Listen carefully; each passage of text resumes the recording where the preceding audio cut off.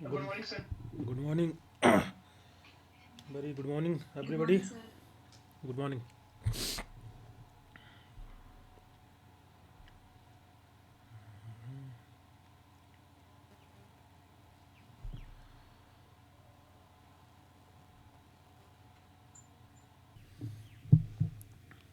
PPT सो रहा है. Yes, sir. ओके. तो कल हम लोग डिस्कस कर रहे थे स्टैट के बारे में. कुछ पार्ट उसका हम डिस्कस कर चुके थे, जैसे कि सेंटर टेंडेंसी कैसे मेजर किया जाता है,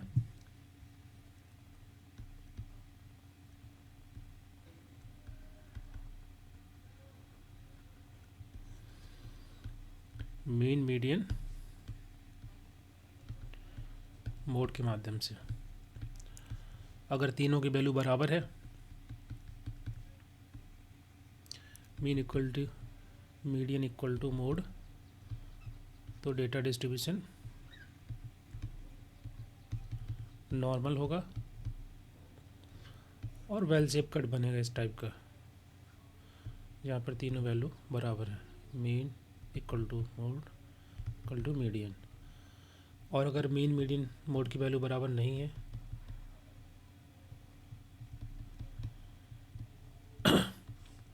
तो डाटा डिस्ट्रीब्यूशन आपका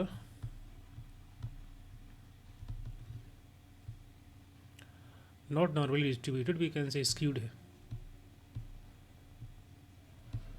ओके. ये दो प्रकार से हो सकता है. एसिमेट्री, डेटा सिमेट्रिक नहीं होगा तो स्क्यूडनेस दिखाई देगा उसमें पॉजिटिवली और नेगेटिवली. ओके. पॉजिटिव स्क्यूड में ये क्या होता है कि हमारा जो है मीन बड़ा होता है सबसे ज़्यादा, मीडियन देन मोड. और नेगेटिव स्क्यूड में डेटा होगा तो फिर मीन छोटा हो जाएगा It's उल्टा हो जाएगा. And mode. तो यहाँ तक हम लोग डिस्कस कर लिए थे. और एक फार्मूला भी बताया था मैंने, that is mode equal to 3 median minus 2 mean. Minus two mean. ये भी एग्जाम में आता है, ये आप लोग याद रखना.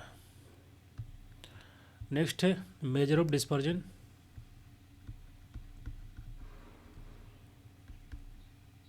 ये तो अभी डिस्कस किए थे आई थिंक. हाँ, इसी में डिस्कस कर रहे थे. मैंने बताया था कि वेरिएबिलिटी को मेजर करने के लिए डिस्पर्जन को हम लोग किस तरीके से मेजर करते हैं, by the range,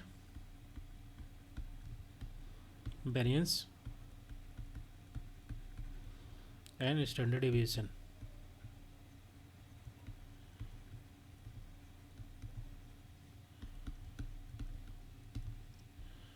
okay. Range का सिंपल फार्मूला होता है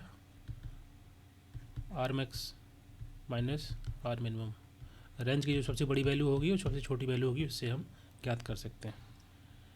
ठीक है. इसमें आपका इंटर क्वार्टर रेंज भी आता है.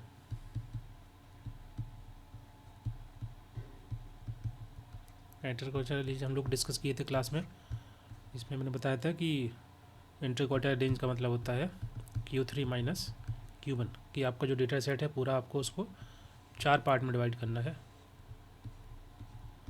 ठीक है. तो Q1 आपका यहाँ होगा, Q3 यहाँ होगा. उसकी जो वैल्यू आप निकालेंगे तो वो आपका इंटर क्वार्टर रेंज हो जाएगा Q3 माइनस Q1. कैसे निकालना है मैंने बता दिया था. अगर डेटा आपका सैम्पल इवन है, तो ऑफकोर्स आपको वहाँ पर मीडियन आसानी से निकल जाएगा उसका डायरेक्टली. उसके बाद जो वैल्यू इधर की होंगी लेफ़्ट साइड की, जिसको बोलते हैं लोअर हाफ, और दूसरा पार्ट होगा अपर हाफ. ओके. तो यहाँ पर आपका Q1 होगा और यहाँ Q3 होगा. यहाँ से Q1 निकल सकता है और यहाँ से Q3, और आपका IQ निकाल देना यहाँ से Q3 माइनस Q1. और अगर आपका डेटा सेट आपका ऑड है तो ऑड में भी आप निकाल सकते हैं मीडियन. ठीक है. उसके बाद Q1 Q2 निकाल सकते हैं. तो दोनों ही आई थिंक आप लोग कर लेंगे. इसमें तो डाउट नहीं है किसी को ऑड इवन में.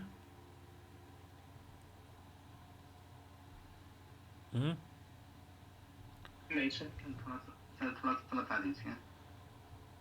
ठीक है. अगर सैम्पल साइज आपकी इवन है, ओके, जैसे फॉर एग्जांपल 62, 63, 64, 64, 70, 72, 76, 77, 81, 81, ठीक है। तो कितनी वैल्यू हो टोटल? 1 2 3 4 5 6 7 8 9 10, एन की वैल्यू 10 है।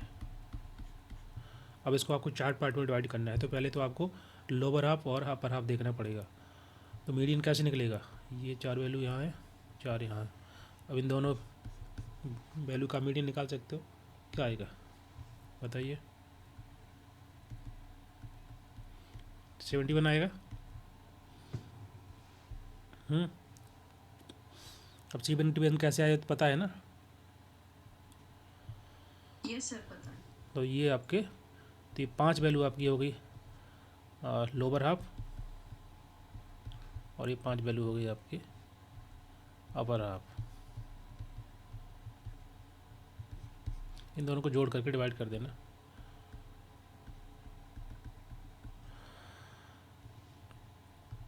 अब क्या करना है आपको, जैसे मैंने बताया आपको देखना है Q1। Q1 आपको नज़र आ रहा होगा, यहाँ पर 5 वैल्यू है, तो ये बीच वाला वैल्यू दिख रहा है डायरेक्ट, तो डायरेक्ट लिख सकते हो Q1 = 64। और यहाँ पर 5 वैल्यू में आप देखोगे तो ये वाला बीच का वैल्यू Q3 होगा, क्योंकि आपको 4 पार्ट में डिवाइड करना है इक्वली। तो जो लोअर हाफ है उसमें से आप बीच का वैल्यू निकाल सकते हैं, और एक अपर हाफ में बीच का वैल्यू निकाल सकते हैं, दैट इज़ Q3। यहाँ से Q3 - Q1 कर देंगे, 77 - 64, ओके। तो ये आपका 13 आ गया, ओके। तो ये आपका 13 आ गया इंटर क्वार्टाइल रेंज। क्लियर? वैसे भी इंटर क्वार्टाइल रेंज आपका मिडिल 50% होता है, किसी भी डेटा सेट का जो 50% पार्ट होगा वही होगा, तो आपको इसी में से निकालना है। ये आपका यहाँ से Q1 है, Q3 है। दूसरा है आपका, अगर डेटा सेट आपका ऑड है, जैसे यही वैल्यू ले लीजिए 63, 64, 64, 70, 72, 76, 77, 81, 82, एक वैल्यू हटा दी ये वाला, तो ये आपका हो गया n नंबर, n = 9। अब आप देखिए इसमें 1 2 3 4, 1 2 3 4, तो ये जो वैल्यू है मिडिल की, ये हमारी कहलाएगी मीडियन, ओके। ये आपका लोअर हाफ हो गया, ये आपका अपर हाफ हो गया। अब इस लोअर हाफ में आपका बीच में कहीं Q1 होगा। देखिए अब 4 वैल्यू है, तो आपको क्या करना पड़ेगा इसका? फिर Q1 निकालने के लिए वही है कि 64 + 64 / 2 बराबर 64 आएगा। इसका 77 + 81 / 2, तो यहाँ से Q3 आ जाएगा, ठीक है।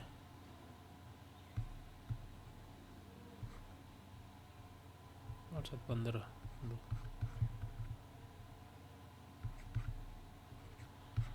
ठीक है। तो ये आपका आ गया Q3, यहाँ Q1 आ गया। अगेन आपको बस Q3 - Q1 करना है, 79 - 64। क्लियर? बोलिए। Yes sir. तो ये आपका यहाँ से अगर ऑड नंबर है तो इस प्रकार से निकालना है। देखो सिंपल है, नंबर ऑड हो या इवन हो, आपको बस पता होना चाहिए कैसे मीडियन निकालना है, कैसे मिडिल वैल्यू निकालनी है। जब आपको नहीं नज़र आ रहा है डायरेक्टली वैल्यू, सिंपल आप दोनों को जोड़ करके आधा कर दीजिए, तो आपको Q1 आ जाएगा इस प्रकार से यहाँ पर। और सेम यहाँ पर आपको करना था, यहाँ पर आपकी मिडिल वैल्यू नहीं दिख रही थी, तो मीडियन ऐसे निकालने के लिए दोनों को जोड़ करके / 2 करना है। वही से यही प्रोसेस है, आ जाएगा इससे। फिर बात करते हैं स्टैंडर्ड डेविएशन की।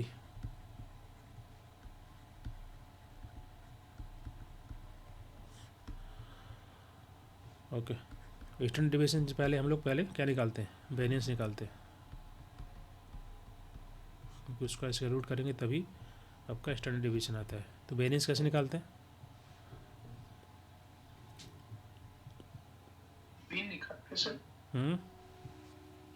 वेरिएंस निकालेंगे सर, पहले मीन निकालना होगा ना? हाँ, पहले मीन निकालेंगे जो भी डेटा सेट है इसका, फिर उस जो पूरा डेटा सेट होगा, जैसे कि मान लीजिए फॉर एग्जांपल यहाँ पर 4 वैल्यू हैं, ओके। तो यहाँ पर आप देखोगे यहाँ पर 0 आएगा, क्योंकि वेरियंस वेरियंस है ही नहीं, वेरिएबिलिटी है नहीं डेटा सेट के अंदर। अगर वेरिएबिलिटी चेक करोगे तो है ही नहीं, क्योंकि सब वैल्यू बराबर है। ओके, अगर वैल्यू में कुछ गैप है, फॉर एग्जांपल 3 है, 4 है, 5 है, 6 है, 7 है, तो आप यहाँ से निकाल सकते हो। मान लीजिए मीन निकाल लिया आपने, मीन निकालने के बाद फॉर एग्जांपल ये है, और फिर आपने क्या किया कि हर एक वैल्यू को मीन से माइनस किया। एक्स माइनस एक्स बार निकालते हैं ना, तो पहले एक्स बार निकाल लिया, ये आपके फॉर एग्जांपल 5 आ गया। अब आपको एक्स माइनस एक्स बार निकालना है, तो 3 minus 5, 4 minus 5, 5 minus 5, 6 minus 5, 7 minus 5, तो यहाँ से आपकी वैल्यू आ जाएगी। ओके, तो ये एक्स माइनस एक्स बार आ गया। अब आप निकालते हैं एक्स माइनस एक्स बार का होल स्क्वायर, तो वैल्यू आप जोड़ दीजिए सब, जो भी आएगा यहाँ पर आपकी काउंट करेंगे सिर्फ एक्स माइनस एक्स बार का स्क्वायर, फिर एन की वैल्यू जो भी नंबर ऑफ जितने नंबर्स हैं उनके डिवाइड कर देंगे, तो यहाँ से आपका वेरिएंस निकल जाएगा। और स्टैंडर्ड डिवीजन के लिए क्या करना होता है, अंडर रूट वेरिएंस। क्लियर? तो ऐसे आपका एस डी निकल आता है। Is it clear? Yes sir. Okay, ये आप ऐसा कोई नॉर्मल न्यूमेरिकल नहीं आता है क्वेश्चन एग्जाम के, वो पूछेंगे, अगर पूछेंगे तो पता रहना चाहिए कि कैसा है, क्या वेरिएंस क्या होता है। और अदरवाइज जैसे कि ये जो एक्स माइनस एक्स बार है, इसकी वैल्यू जो आ रही है हमेशा जीरो होती है, क्योंकि कुछ वैल्यू पॉजिटिव में कुछ नेगेटिव में, तो ये भी ध्यान रखना है आपको। जो टोटल अर्थमेटिक मीन होगा वो जीरो निकल के आएगा यहाँ। अब चूंकि बाद में उसको स्क्वायर करते हैं इसलिए पॉजिटिव वैल्यू आती है, और फिर स्टैंडर्ड डिवीजन की वैल्यू कुछ आ जाती है, ये वैल्यू हमेशा जीरो आती है।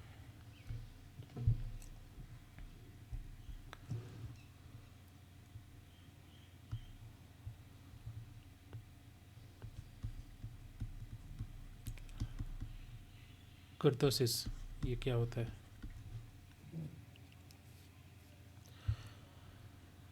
ओके, देखिए दो प्रकार के कर्व होते हैं हमारे।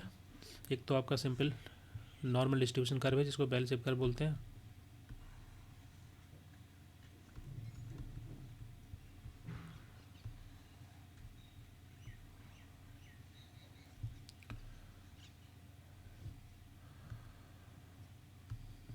कीरोटोसिस का मतलब होता है कि ये आपका जो फ्रीक्वेंसी डिस्ट्रीब्यूशन है, फ्रीक्वेंसी कर्व है, उसमें कितना ज़्यादा पीकनेस है या कितना ज़्यादा फ्लैटन है।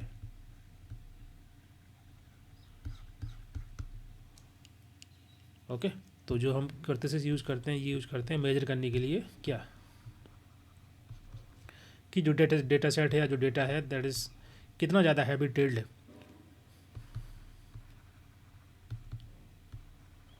या कितना लाइट टेल्ड है, when we compare with respect to the normal distribution curve. Okay, ये तो आपका नॉर्मल हो गया। अब फॉर एग्जांपल इस प्रकार का आप डेटा सेट है जो कि इस तरह नज़र आ रहा है, तो इसका मतलब क्या हुआ, ये जो है पीक्ड वैल्यू है, इसको हम क्या बोलते हैं, लेप्टो कीरोटिक। ओके, और when we compare with the normal distribution curve, अगर वैल्यू इस टाइप से आ रही, फ्लैटन आ रही वैल्यू, इसको क्या बोलेंगे, प्लेटी कीरोटिक डिस्ट्रीब्यूशन। ओके, और जो नॉर्मल होता है उसको क्या बोलते हैं,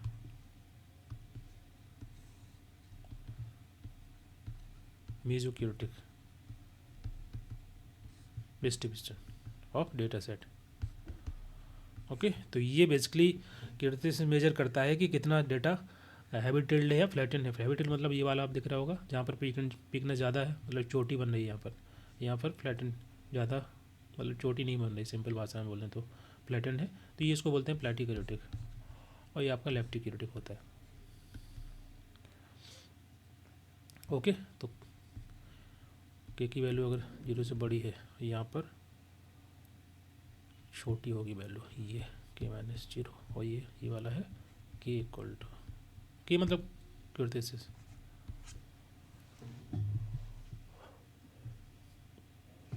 तीनों के लिए है।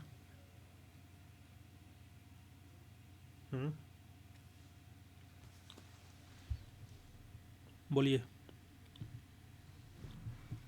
क्लियर है सर।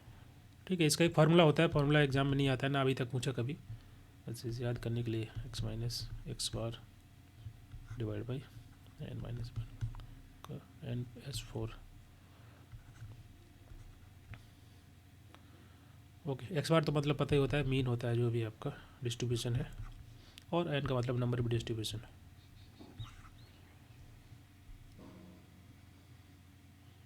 ठीक है, एस स्टैंडर्ड डेविएशन हो गया।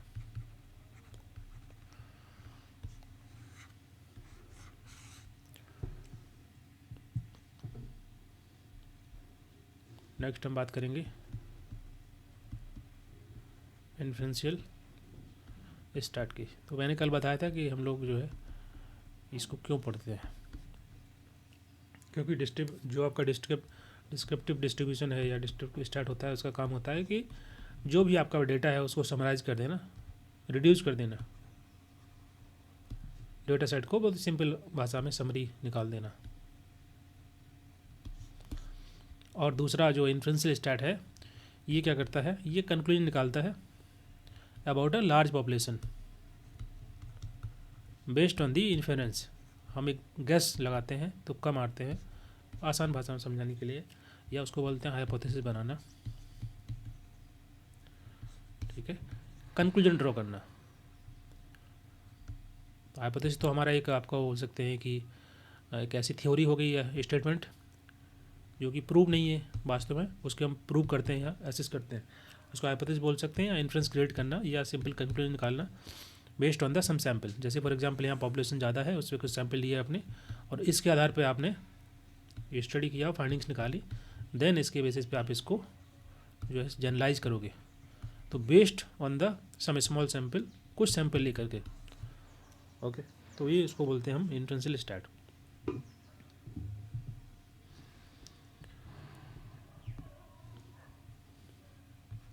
तो सबसे पहले हम लोग पढ़ेंगे हाइपोथेसिस।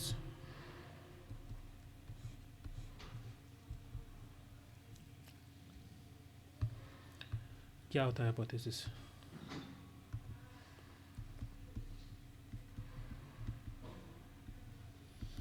इसको हिंदी में बोलते हैं परिकल्पना, यही बोलते हैं। यस। तो जैसे मैंने अभी बताया कि हाइपोथेसिस जो होता है वो एक काइंड ऑफ प्रपोज्ड या सिंपल टेंटेटिव थ्योरी होती है, थ्योरी बोल सकते हैं, ये स्टेटमेंट बोल सकते हैं, एक ही बात है, इसका हम यूज़ कर रहे होते हैं फर्दर स्टडी करने के लिए। ओके, और जो हाइपोथेसिस होगा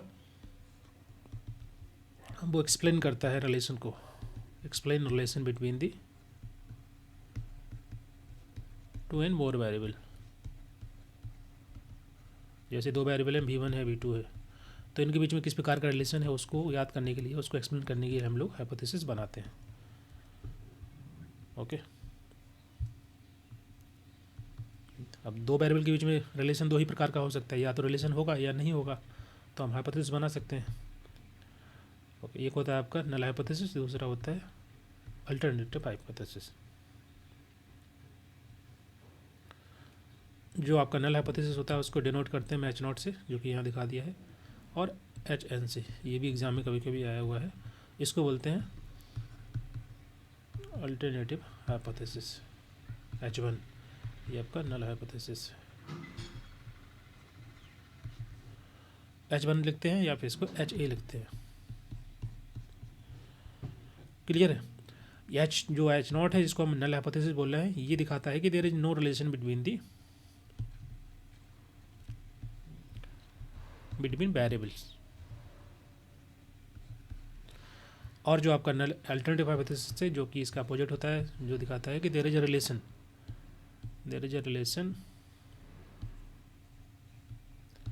बिटवीन वेरिएबल।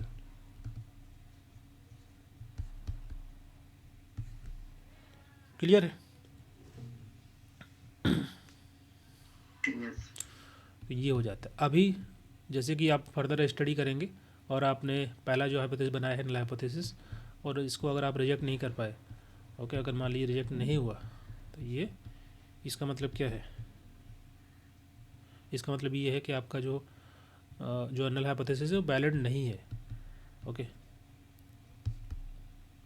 या वैलिड ये नहीं बोल सकते हैं आपका वैलिड है, बिकॉज आप हो सकता है स्टडी में इतने ज़्यादा एविडेंस आपके पास ना हो या अपनी स्टडी इस प्रकार से नहीं की है कि आप उसको रिजेक्ट कर पाओ।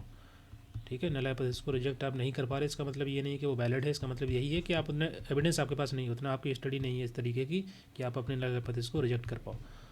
ओके, तो इस चीज़ को थोड़ा ध्यान रखना है, क्योंकि बहुत सारी गलती कर देते हैं हम, बहुत सारी एरर आ जाता है कई प्रकार की, इस वजह से नल हाइपोथेसिस हमारा कभी कभी जो है रिजेक्ट नहीं होता है। तो ये इस चीज़ को थोड़ा आपको ध्यान रखना है। ये जब भी आप आगे हम पढ़ें, आगे डिस्कस करेंगे, तो अगर हम जब बोल रहे हैं कि नल हाइपोथेसिस एक्सेप्टेड है, ओके, एक्सेप्टेड का मतलब वही है कि बेसिकली हम जो है इतना एविडेंस हम कलेक्ट नहीं कर पाए या हमारे रिसर्च प्रकार का नहीं है कि जिसके बेसिस पे हम अपने नल हाइपोथेसिस को रिजेक्ट कर पाते। Okay, that is not valid. तो ये बेसिक चीज़ आपको अंडरस्टैंड करना है बस। क्लियर? बोलिए। Yes sir. हाँ, तो नल हाइपोथेसिस में जो है, जो हाइपोथेसिस में एरर आ सकता है, जो मैं बात कर रहा था, कई प्रकार से एरर आ सकता है, इसको बोलते हैं हाइपोथेसिस एरर या एरर इन नल हाइपोथेसिस। दो प्रकार का एरर होता है, एक तो होता है टाइप 1 एरर,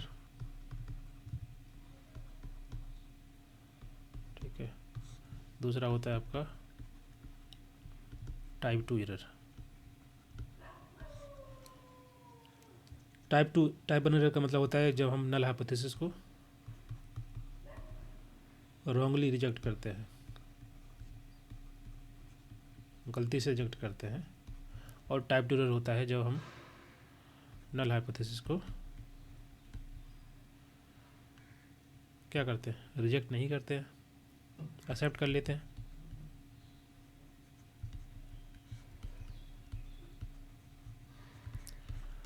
क्लियर है? यस। ओके, जैसे फॉर एग्जांपल जो एग्जांपल है पहले मैंने दिया हुआ था कि अगर आप स्टडी करना चाहते हैं कि देयर इज अ रिलेशन, जो आपका जो नल हाइपोथेसिस होगा वो तो आपका इस प्रकार से बनेगा। जैसे फॉर एग्जांपल वही है कि लेट्स सपोज आप स्टडी कर रहे हैं और टीचर ट्रेनिंग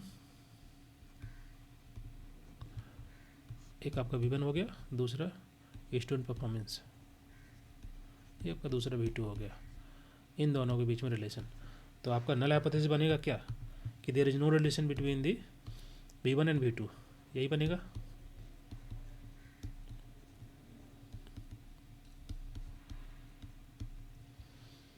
और आपका जो आपने स्टडी किया, आपने किसी भी तरीके से qualitative quantitative, you interact with the teacher, you interact with the student, and आपका जो फाइंडिंग्स निकल के आया वो दिखाता है कि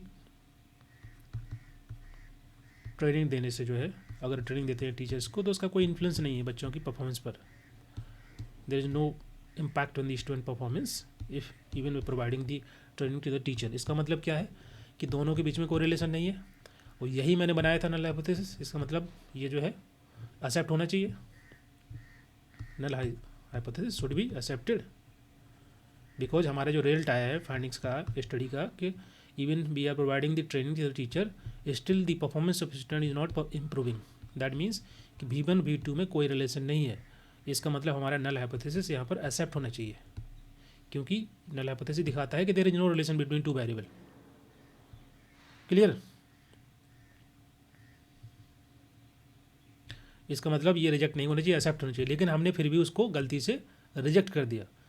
स्टिल अगर हम उसको गलती से रिजेक्ट कर देते हैं तो ये हमारा कहलाएगा type 1 error, null hypothesis wrongly rejected, type 1 error.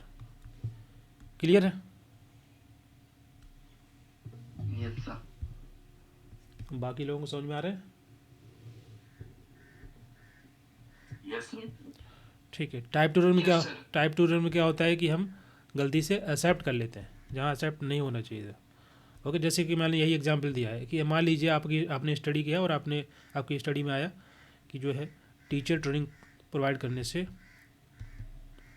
बच्चों की, स्टूडेंट की परफॉर्मेंस जो है इम्प्रूव हो रही है, स्टूडेंट परफॉर्मेंस इम्प्रूव्ड। इसका मतलब है कि V1 V2 में रिलेशन है, क्योंकि अगर इसमें चेंज कर रहे हैं तो V2 में बदलाव आ रहा है। इसका मतलब क्या हुआ कि हमारा जो नल हाइपोथेसिस है दैट शुड बी रिजेक्टेड और alternative hypothesis should be accepted. लेकिन अगर गलती से आप रॉन्गली नल हाइपोथेसिस को एक्सेप्ट कर लेते हैं that should not be accepted, तो जो गलती है आपकी वो कहलाएगी कौन सी error? Type 2 error. Clear? Yes sir. तो याद करने का ट्रिक यही है, R12 आर आपका पहले है तो पहला वाला हो जाएगा और ए आपका सेकंड पे आ रहा है तो ये सेकंड वाला, ऐसे करके याद कर लो। अब दोनों में हम बात करेंगे नल हाइपोथेसिस की। तो पहले केस में क्या होता है, जहाँ पे हम रिजेक्ट कर देते हैं नल हाइपोथेसिस को तो आपका टाइप 1 हो गया, और दूसरे केस में नल हाइपोथेसिस को हम एक्सेप्ट कर देते हैं तो आपका टाइप 2 एरर हो गया। तो ये याद करने का हो गया, इन केस अगर भूल हो तो। क्लियर? यस। ओके, जब अब हाइपोथेसिस हम लोग जब बनाते हैं और उसमें पूरा एक्चुअली क्वेश्चन तो आपको सॉल्व नहीं करना है, लेकिन उसमें एक दो टर्म और आती हैं जो कि एग्ज़ाम में कभी कभी पूछ लेते हैं, तो उसको भी देख लेते हैं। That is level of significance.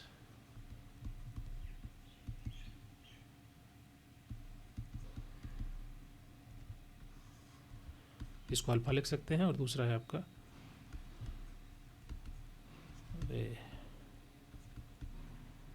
Confidence level 1 minus alpha. ठीक है,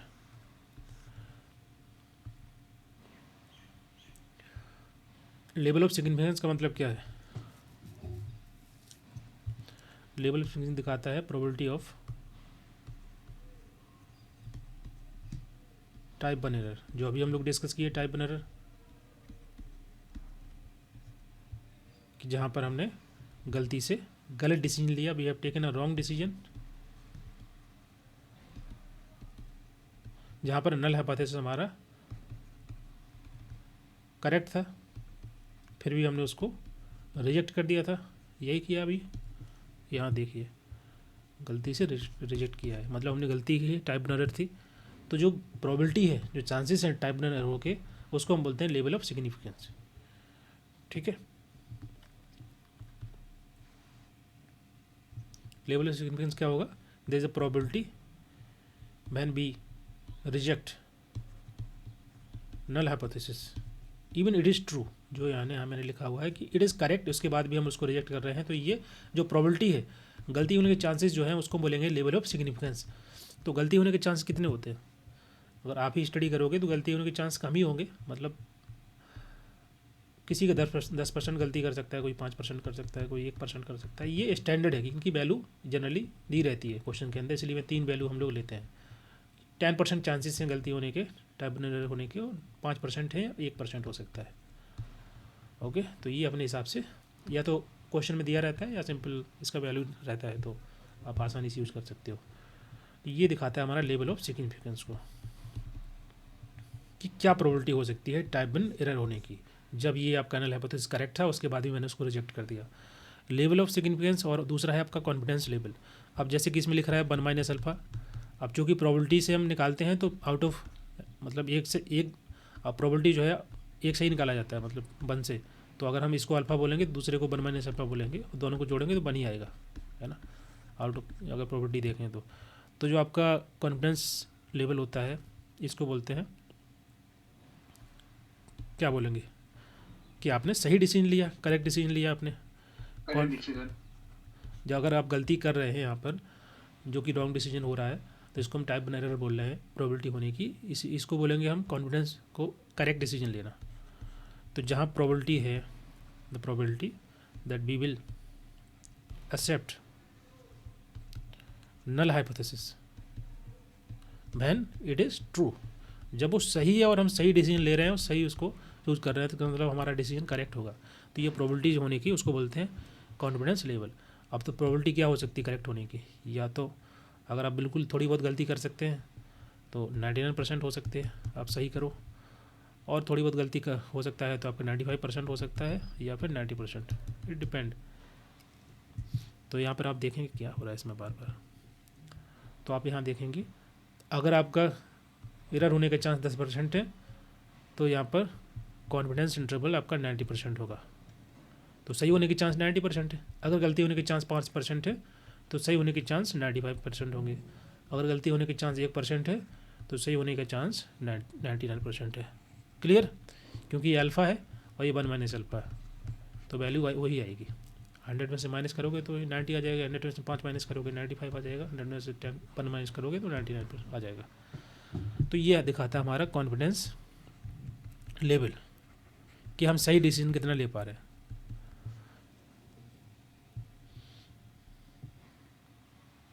क्लियर?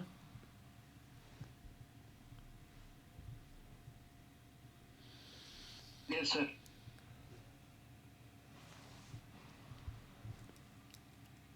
ओके, नेक्स्ट होता है आपका क्रिटिकल वैल्यू।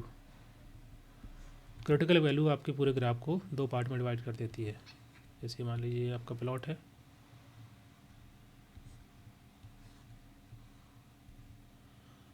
जीरो होगा, क्रिटिकल वैल्यू कुछ भी मतलब अलग अलग हो सकती है वो तो ओके। तो ये आपका अगर क्रिटिकल वैल्यू यहाँ पर आ रहा है, यहाँ तो नेगेटिव आएगा या पॉजिटिव, अब डिपेंड करता है किस टाइप का आप टिल यूज़ कर रहे हैं, मल्टी टेस्ट है, टू टेस्ट है। तो ये जो है बेसिकली आपको ग्राफ को 2 पार्ट में डिवाइड करता है। ये वाला जो रीजन कहलाता है हमारा, ये होता है एक्सेप्टेंस रीजन। इसका मतलब क्या है कि यहाँ हमारा नल हाइपोथेसिस एक्सेप्ट होगा, और उसके दूसरा वाला जो पार्ट है ये वाला, अगर आपकी वैल्यू इधर कहीं गिर रही है दूसरी क्रिटिकल, तो ये कहलाएगा हमारा रिजेक्शन रीजन। आप टेस्ट स्टेट निकालेंगे, उसकी वैल्यू अगर आपके क्रिटिकल वैल्यू के बाहर जा रही है तो यहाँ पर हमारा नल हाइपोथेसिस रिजेक्ट होगा।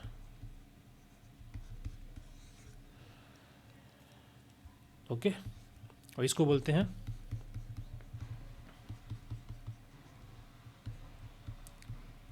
Critical reason. दोनों तरफ हो सकता है।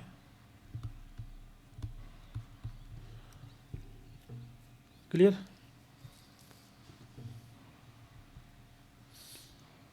बोलिए।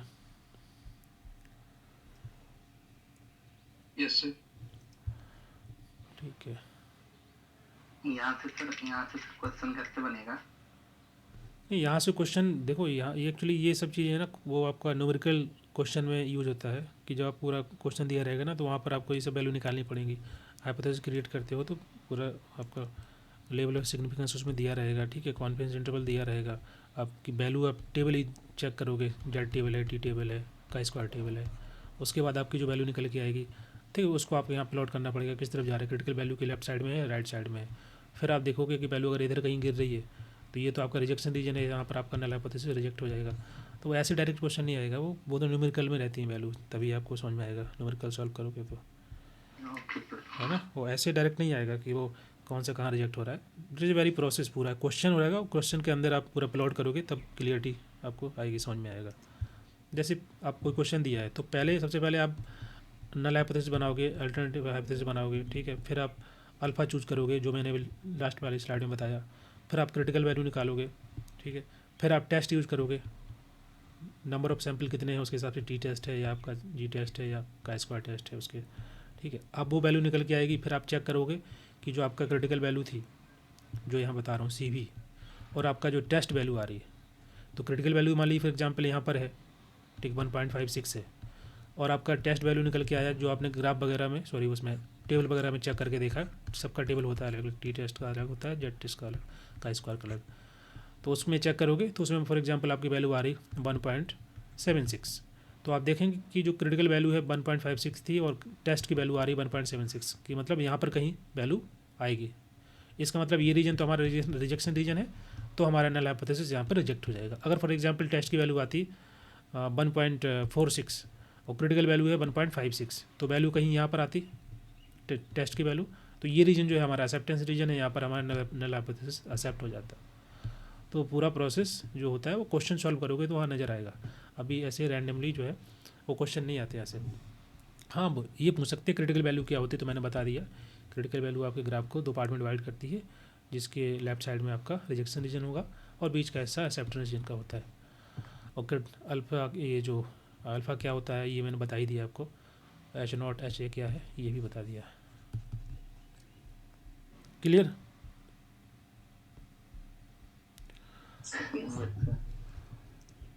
Yes sir.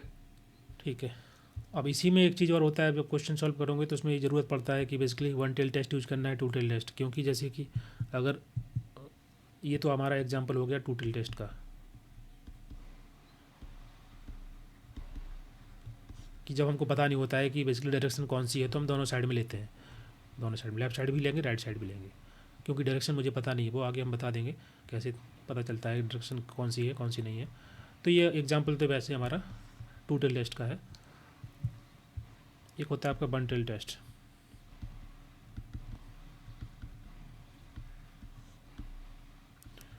तो जो मैंने बताया यहाँ पे जो क्रिटिकल एरिया आपका है वो 1 साइडेड होता है,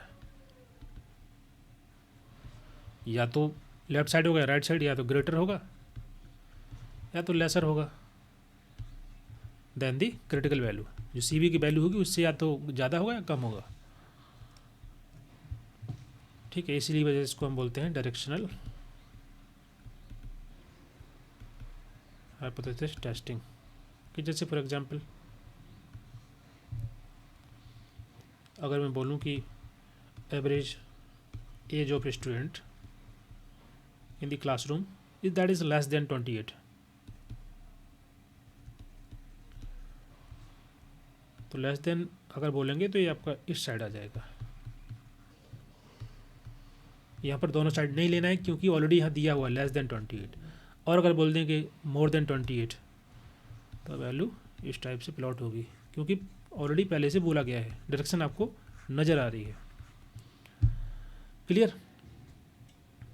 और अगर यहाँ पर बोल दिया जाए कि एवरेज एज ऑफ स्टूडेंट या हाइट जो है एज जो है 20, ये बोल दें कि एवरेज एज ऑफ स्टूडेंट है चेंज। अब चेंज हुई, अब मुझे पता नहीं है कि ज़्यादा हुई है कि कम हुई। तो जब डायरेक्शन पता नहीं होता है तो हम 2 टेल यूज करते हैं, हम दोनों तरफ ले लेते हैं कि ठीक है कोई बात नहीं, हम दोनों साइड ले लेते हैं, जैसा वैल्यू आएगा देख लेंगे बाद में। तो ये आपका इस तरफ ले लेंगे, ये इस तरफ। ओके, जब डायरेक्शन पता नहीं होता है तो हम 2 टेल यूज कर रहे होते हैं। ठीक है, जहाँ लिखा होता है चेंज या इस प्रकार का कोई रिलेशन नहीं है तो वो आपका 2 टेल यूज होता है वहाँ पर। ये कोई डिफरेंस नहीं, देयर इज नो डिफरेंस या सिग्निफिकेंट डिफरेंस, लेकिन डिफरेंस क्या है पता नहीं है, then we use 2 tail test. Clear? Yes sir. Okay. अब हाइपोथेसिस टेस्टिंग करने के लिए जो स्टैटिस्टिकल टेस्ट होते हैं कौन कौन से, एक तो आपका है पैरामीट्रिक टेस्ट,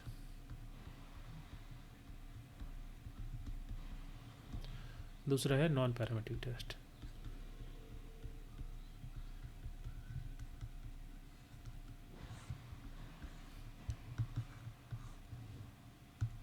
पैरामीट्रिक टेस्ट कहाँ यूज़ करते हैं, जहाँ पर आपको पॉपुलेशन के बारे में पता है, और नॉन पैरामीट्रिक्स जहाँ पर पॉपुलेशन के बारे में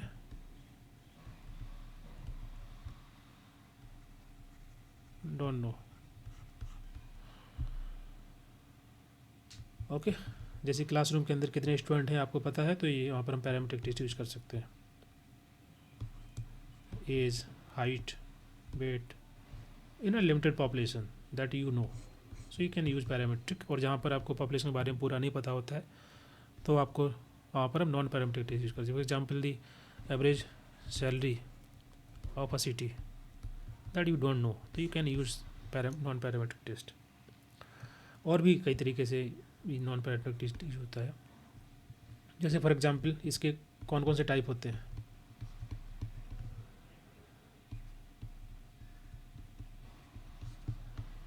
T test, G test,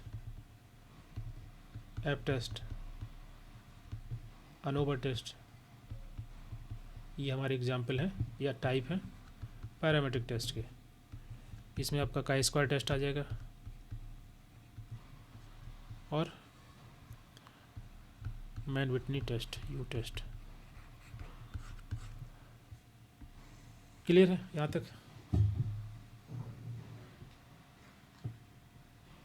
yes sir. अब एक एक करके समझते हैं सभी को, पहले समझेंगे टी टेस्ट को।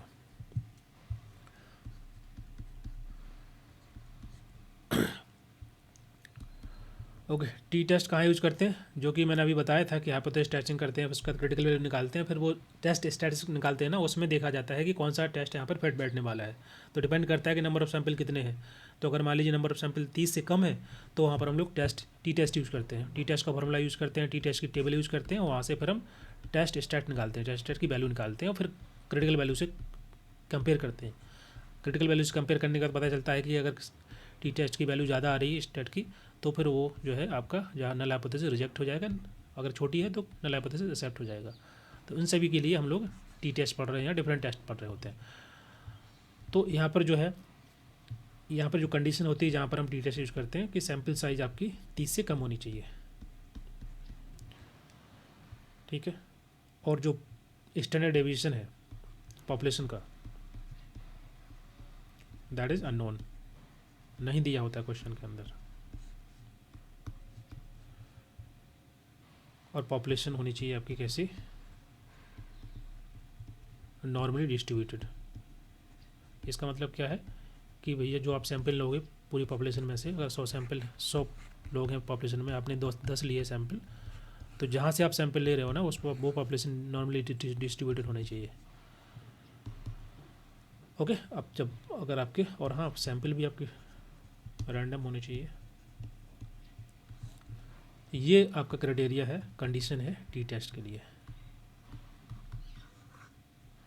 ओके, तो टी टेस्ट बेसिकली हम यूज़ करते हैं असेस करने के लिए कि जो मीन है ऑफ टू ग्रुप, कोई भी दो ग्रुप ले सकते हैं, उसमें क्या डिफरेंस है। If is there any like दो ग्रुप, मान लीजिए दो ग्रुप हमने लिए हैं, उनका मीन निकाल लिया है, तो स्टैटिकली उनमें क्या डिफरेंस है या नहीं है, उस चीज़ को असेस करने के लिए, मेजर करने के लिए हम लोग टी टेस्ट यूज़ करते हैं। डिफरेंट फ्रॉम ईच अदर, दोनों ग्रुप एक दूसरे से कितने अलग हैं नहीं है, उन दोनों को पहले मीन निकालते हैं फिर असेस करते हैं। क्लियर यहाँ तक?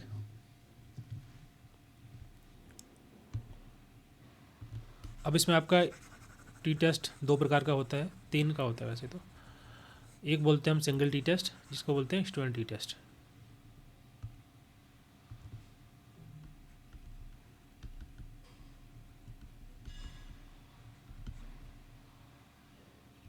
ओके,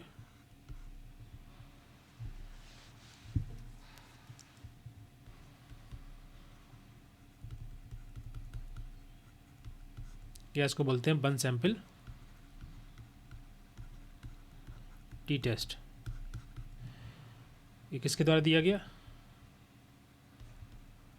WS गोसेट के द्वारा।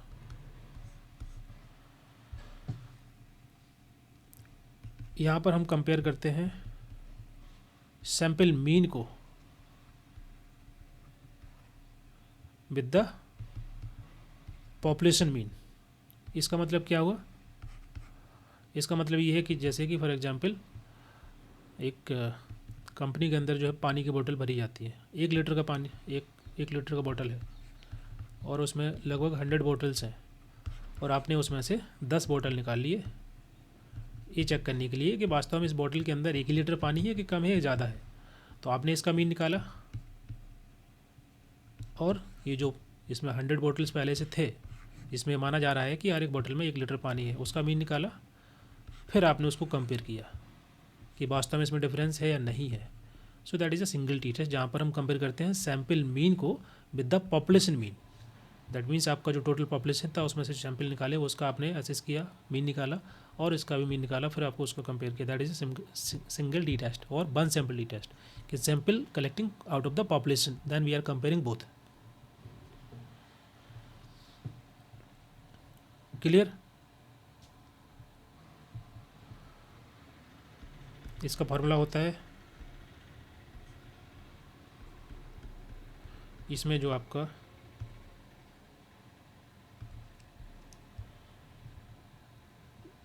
ये जो म्यू है तो आपका सिंपल मीन हो गया, एम की वैल्यू थ्योरेटिकल वैल्यू दी होगी, स्टैंडर्ड डिवीजन हो गया एस टी, एन तो वेरिएबल हो गए। क्लियर? बोलिए क्या हो गया, बोलिए कुछ, हाँ या ना। Yes sir. बताते जाइएगा अगर ना समझ में आए तो। देन इसके बाद आता है two sample t test.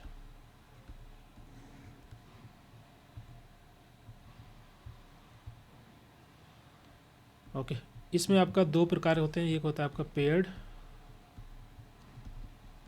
T test, दूसरा होता है अनपेयर्ड।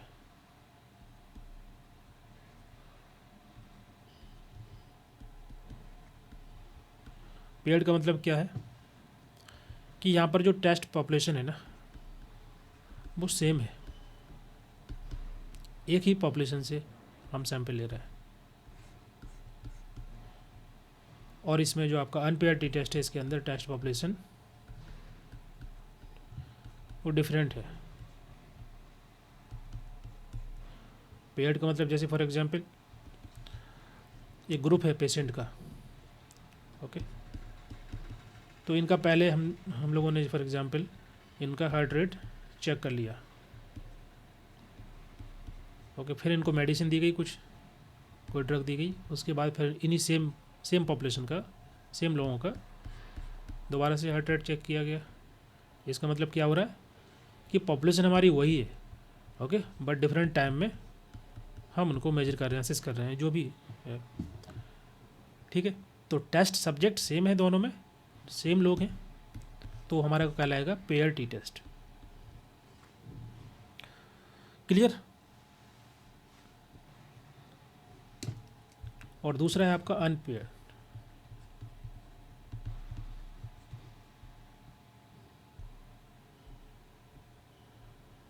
अनपेड में क्या होता है,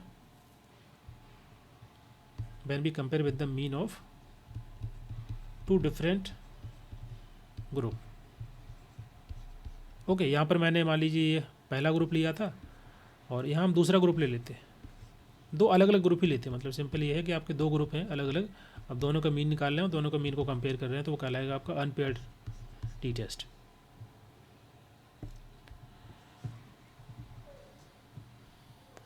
बताइए, clear to all? Yes sir. ठीक है। Yes sir.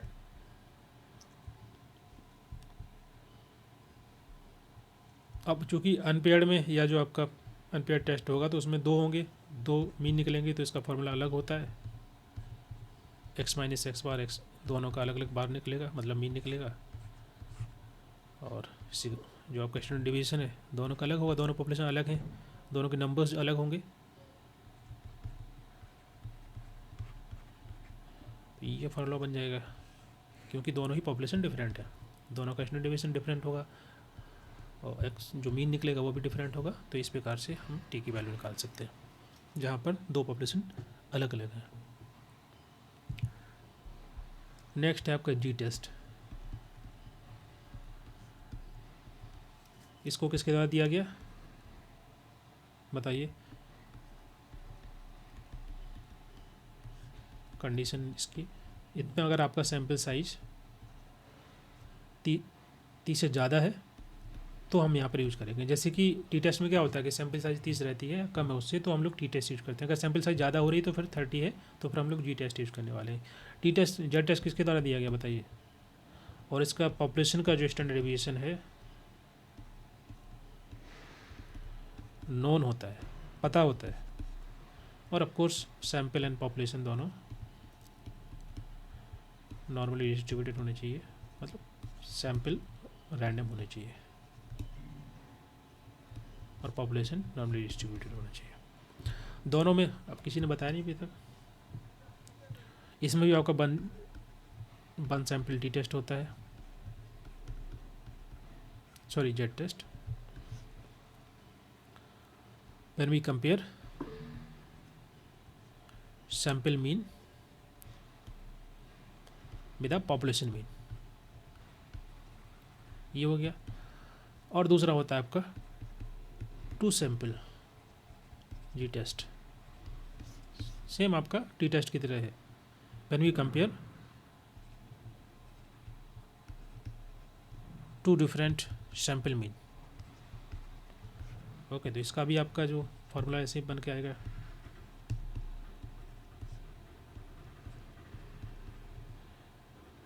ये आपका मीन हो गया, ये सैम्पल साइज हो गई, एन सॉरी, ये सिग्मा आपका पॉपुलेशन का स्टैंडर्ड डिवीजन हो गया, ये म्यू जो है पॉपुलेशन का मीन हो गया। इसी प्रकार से अगर आपके पास दो सैंपल हैं, दो वैल्यू हैं अलग अलग, तो जैसे कि टी टेस्ट का फॉर्मूला था ऐसे इसका निकलेगा।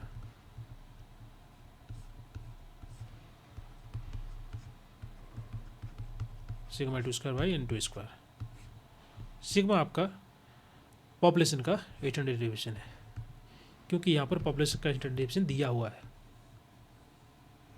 इसी वजह से हम लोग यहाँ पर पॉपुलेशन का स्टैंडर्ड डिवीजन ले रहे हैं। ठीक है, और जो लास्ट क्वेश्चन मतलब इसमें बात कर रहा था, ये जो आपका एच डी है वो किसका है, सैंपल का। ठीक है, इसी को थोड़ा ध्यान रखना है। क्लियर है सभी को?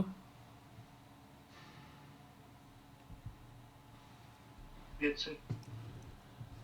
आप लोग बताए नहीं किसके द्वारा दिया गया है? सर मैसेज के थे एलरिच के द्वारा। ओके ठीक है। नेक्स्ट है आपका ऐप टेस्ट। ऐप टेस्ट किसके द्वारा दिया गया? Sir Donald. Snake door. GW स्नैट और invented by this man, okay, in the honor of Sir Ronald A. Fisher, इसलिए इसको हम ऐप टेस्ट बोलते हैं। इनके ऑनर में इन भाई साहब ने इसको इन्वेंट किया। ठीक है, तो हम लोग जनरली जो ऐप टेस्ट यूज होता है ना उसको यूज करते हैं अनोवा के अंदर।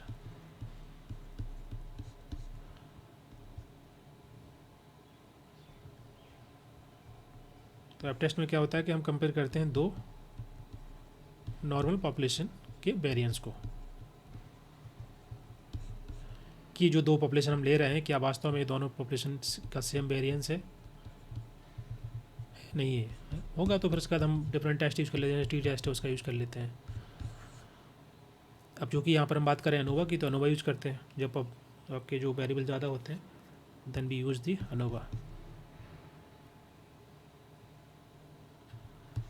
ओके, इसका फार्मूला क्या होता है ऐप टेस्ट का?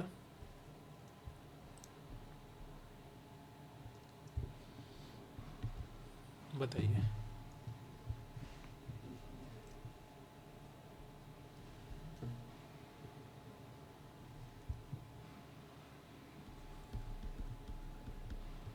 बैलेंस कैसे निकालते हैं? वो जो पहले बताया था वैसे ही निकालेंगे।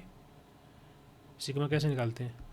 x माइनस एक्स बार का whole square divide by n+1।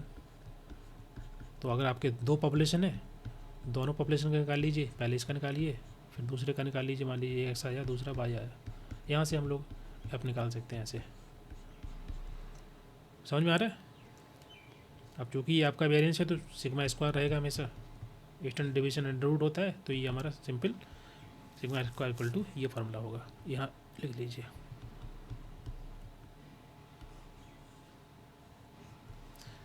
इसको भी लिख लीजिए, एक ही बात है। ये तो समझ में आता है ना वेरिएंस कैसे निकालते हैं। तो आपके पास अगर दो पॉपुलेशन है, दोनों का मीन चेक करना है कि आप इसमें वेरिएशन है कि नहीं है, तो दोनों का आप सिंपल निकाल करके वैल्यू, ये आपका सिग्मा 1 निकल आएगा। इसी प्रकार से दूसरी पॉपुलेशन का सिग्मा 2 निकाल लीजिए, फिर उसको आप डिवाइड करके देख लीजिए। Is it clear? क्लियर है सर। ठीक है। अनोवा टेस्ट ये किसके द्वारा दिया गया? रोनाल्ड फिशर के द्वारा। इसको हम कहाँ यूज करते हैं? जहाँ पर 3 या 3 से अधिक इंडिपेंडेंट वेरिएबल होते हैं, ग्रुप होते हैं, तो वहाँ पर हम लोग इसका यूज करते हैं just to check the difference between the mean of 3 and more independent variable in group.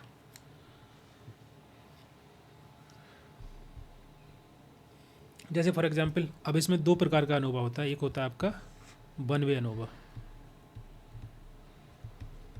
पहले तो इसका फुल फॉर्म पता रहना चाहिए, एग्जाम में फुल फॉर्म ही पूछ लेते हैं अनोवा का। इसको क्या बोलते हैं? Analysis of variance.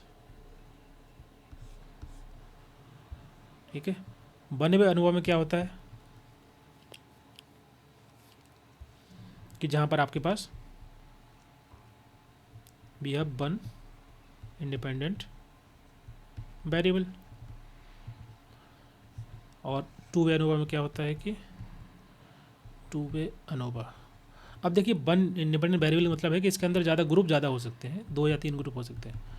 To way ANOVA में क्या होता है कि जहाँ पर we have 2 independent variable and in between the variable we have different group. जैसे फॉर एग्जांपल इसको थोड़ा क्लीन करते हैं।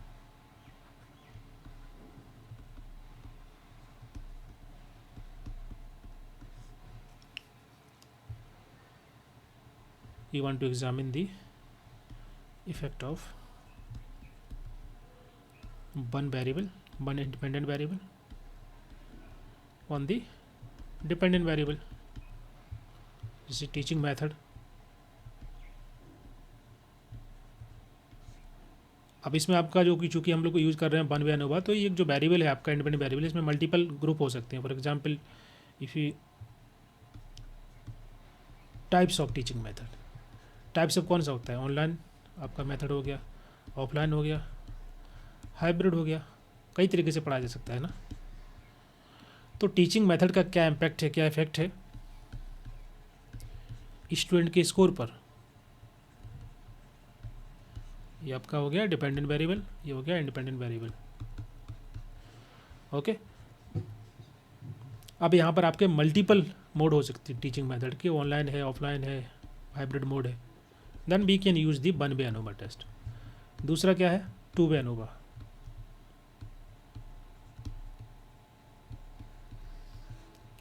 जहाँ पर 2 इंडिपेंडेंट वेरिएबल होंगे, इसके अंदर आपके मल्टीपल लेवल हो सकते हैं। जैसे for example as a like कोई डिफरेंट काइंड ऑफ हम लोग थेरेपी यूज़ करते हैं, पहले पढ़े थे। CBT है, उसके अलावा क्लास सेंटर्ड थेरेपी है, साइको एनालिटिकल थ्योरी है या साइकोडायनामिक थेरेपी है। तो ये मल्टीपल थेरेपी यूज कर रहे हैं। तो यहाँ पर हम देखेंगे कि किस प्रकार से डिफरेंट थेरेपी एंड जो थेरेपिस्ट है उसका नॉलेज, अगर कोई नया है, न्यू बिगनर है, उसको कम नॉलेज होगा, कोई एक्सपर्ट होगा। यहाँ पर 2 वेरिएबल ले लिए हमने, एक ये हो गया, दूसरा वेरिएबल ये हो गया इंडिपेंडेंट वेरिएबल। इसका effect on the patient, patient की हालत पर इम्प्रूवमेंट कितना हो रहा है, नहीं हो रहा है, उसको हमको असेस करना है। तो यहाँ पर आपका डिपेंडेंट वेरिएबल एक ही है, लेकिन इंडिपेंडेंट वेरिएबल मल्टीपल हो सकते हैं। दैट लाइक हो सकता है कि थेरेपिस्ट जो है नया हो, वो बेहतर तरीके से इलाज ना कर पाए, पेशेंट में ज़्यादा इंप्रूवमेंट ना आए। या हो सकता है कि जो यहाँ पर हम मेथड यूज़ कर रहे हैं, थेरेपी यूज़ कर रहे हैं, वो ऐसी हो सकती है कि जो कि इतनी इफेक्टिव ना हो। तो यहाँ पर मल्टीपल वेरिएबल हो सकते हैं इंडिपेंडेंट वेरिएबल, जो कि उसका हमें इफेक्ट देखते हैं on a dependent variable. So that is called to way ANOVA. And of course they have different kind of labels like CBT, CCT, और we can use multiple methods। और यहाँ पर भी आपका जो थेरेपिस्ट है या सोशल वर्कर है वो भी न्यू बिगनर हो सकता है, एक्सपर्ट हो सकता है इस प्रकार से। तो किस प्रकार से इम्पैक्ट कर रहा है डिफरेंट इंडिविजुअल आपका independent variable on the dependent variable at a different level, that we use the two ANOVA. Clear? Yes sir. Okay, तो ये हमारा यहाँ से 1 वे अनुभव हो गया, 2 वे अनुभव हो गया।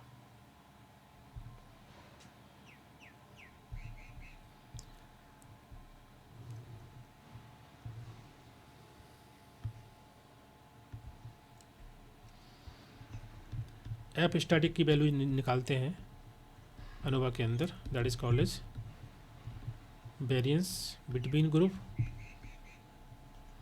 And variance within group. In the group.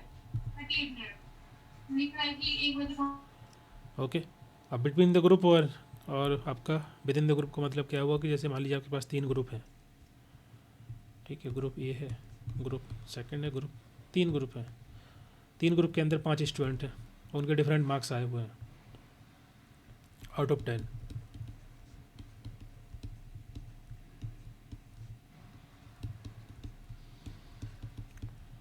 Okay, तो अब आपको यहाँ वेरिएंस निकालना है बिटवीन द ग्रुप और विद इन द ग्रुप, दोनों निकाल के आप एफ स्टार्ट की वैल्यू निकाल पाएंगे।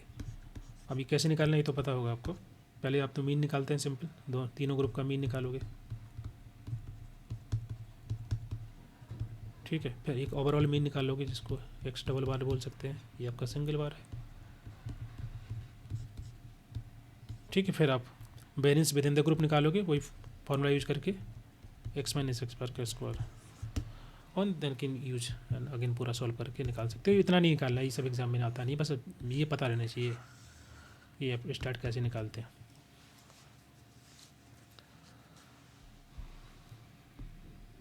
क्लियर। नेक्स्ट है आपका नॉन पैरामीट्रिक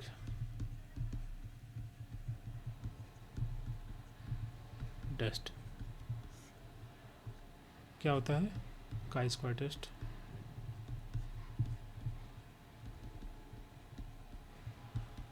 काई स्क्वायर टेस्ट को और भी किस नाम से जानते हैं?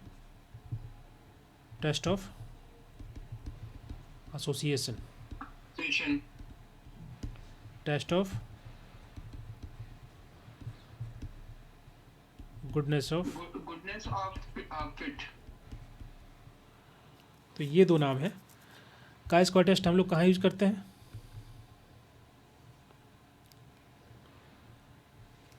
बताइए।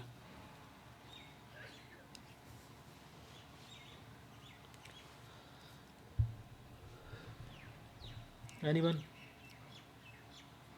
तो यहाँ पे ये रिलेशन जानने के लिए कि वेरिएबल इंडिपेंडेंट है और या रिलेटेड है कि नहीं, तो इंडिपेंडेंट वेरिएबल के बीच में। ओके, तो दो अलग जो इंडिपेंडेंट वेरिएबल हैं डिटरमाइन करने के लिए कि वास्तव में ये आपस में जुड़े हुए हैं, मतलब एसोसिएटेड हैं कि नहीं है दोनों कैटेगरी। ओके, तभी तो हम एसोसिएशन चेक कर पाएंगे। अगर हम एसोसिएशन देख पा रहे हो दोनों वेरिएबल के बीच में, ठीक है, दोनों आपके जो इंडिपेंडेंट वेरिएबल हैं उनके बीच में एसोसिएशन देख पा रहे हैं, कितना जुड़ाव है, उसको हम असेस करते हैं by the chi square. Like for example दूसरा है लिखा है test of goodness of fit. Goodness of fit का मतलब क्या होता है? फिट का मतलब होता है कि काइंड ऑफ एक रूपता fit between the observe value and the expected value. Expect मतलब जो थ्योरेटिकल वैल्यू होगी और आपकी ऑब्जर्व वैल्यू। ऑब्जर्व वैल्यू कैसे निकालोगे? जो कि क्वेश्चन में दी रहती है, और एक्सपेक्टेड वैल्यू हम लोग हाइपोथेसिस बनाते हैं इस प्रकार से, कुछ भी जो हम लोग सॉल्व कर रहे होते हैं तो एक्सपेक्टेड वैल्यू होती है।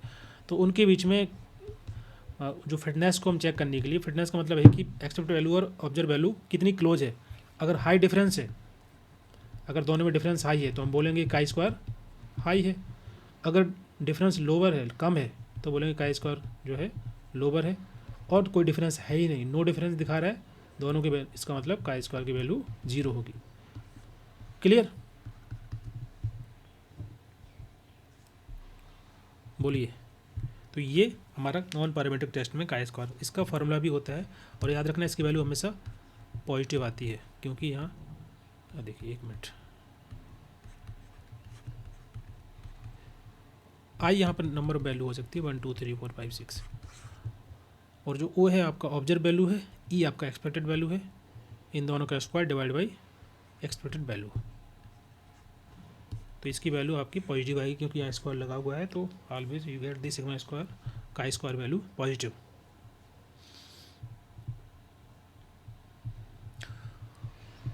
क्लियर?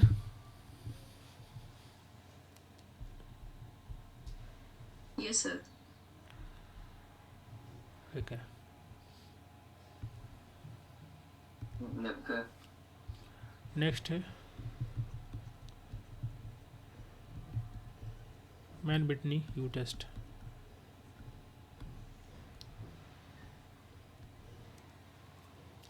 इसको दूसरे नाम से जानते हैं, that is called Wilcoxon rank sum test. इससे ज़्यादा क्वेश्चन आते नहीं हैं। मैन बिटनी टेस्ट यूज़ कहाँ करते हैं? Lipsa Pradhan sir question solve, देखिए क्वेश्चन तो सॉल्व नहीं हो पाएंगे because question it will take so much time. एक क्वेश्चन सॉल्व करने में 20 मिनट लगता है। वो तो आप वीडियो मैंने बनाया हुआ है, डाला हुआ है, उसको आप देखिए। This is the revision class, right. और क्वेश्चन एग्जाम में आते नहीं है ना, तो क्वेश्चन पे आप क्यों फोकस कर रहे हो? अगर आप यूनिट 5 में जितना मैंने पढ़ाया हुआ है कल से आज तक, अगर पूरा याद रहेगा तो क्वेश्चन आप सॉल्व कर पाओगे, ठीक है। ऐसा कोई एग्ज़ाम नहीं है जिसमें आपका यूनिट 5 से कोई डायरेक्ट उन्होंने क्वेश्चन दे दिया हो। कंसेप्ट देते हैं, कंसेप्ट आपको क्लियर रहना चाहिए। What is Mann Whitney U test?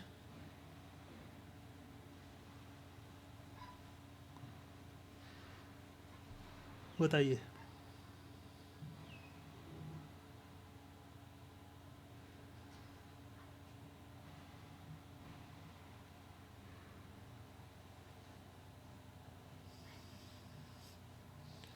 Anyone?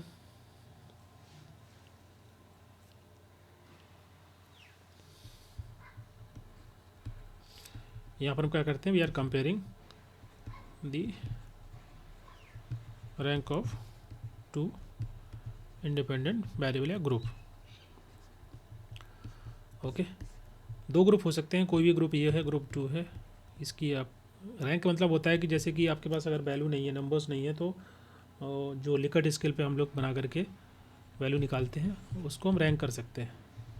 फिर उन दोनों की, जैसे फॉर एग्जांपल सोशल वर्कर कहीं पर काम करते हैं किसी अर्बन एरिया में या रूरल एरिया के अंदर, तो वहाँ पर उस चीज़ को हम जॉब सेटिस्फेक्शन को, उनकी वो कितने सेटिस्फाई हैं with the job when they are working in the rural area. दो लोग हैं, एक आपका सोशल वर्कर 1 हो गया, 2 हो गया। ओके, तो उस चीज़ को मेजर करने के लिए, उस चीज़ को कंपेयर करने के लिए when we compare the rank of the two independent group, okay, तो इसको हम जॉब सेटिस्फेक्शन डिफरेंट स्केल पे यूज़ कर सकते हैं। Highly satisfy, satisfy, not satisfy, neutral और dissatisfy. So we can use that kind of scale just to measure the job satisfaction level of two group and then we will compare। तो वहाँ पर हम लोग इसको टेस्ट को use कर सकते हैं, ओके, जहाँ पर सैम्पल साइज छोटा होता है, small.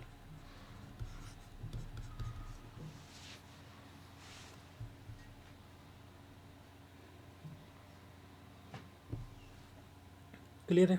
Main Whitney U test.